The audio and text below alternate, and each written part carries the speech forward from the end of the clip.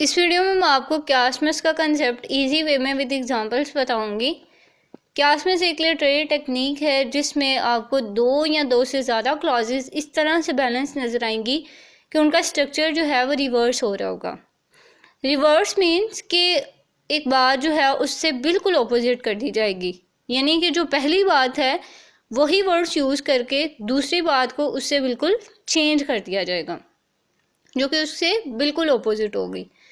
अब ये चीज़ जो है, इस तरह का लिटरेरी टेक्निक राइटर्स अपनी चीज़ जो है अपने लिटरेचर में इसलिए यूज़ करते हैं ताकि वो उसको एक आर्टिस्टिक अफेक्ट दे सकें, यानी अपनी आर्ट में इस तरह का खूबसूरती से बड़ी अच्छे से बनावटी उसे बना सकें।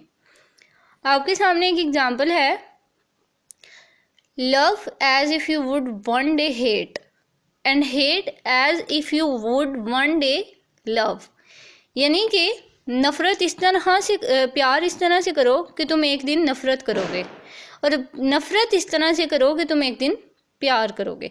अब ये दोनों कंसेप्ट जो थे बिल्कुल एक दूसरे से डिफरेंट हैं, लेकिन इनको रिवर्स कर दिया गया, पहला सेंटेंस को दूसरे में रिवर्स कर दिया।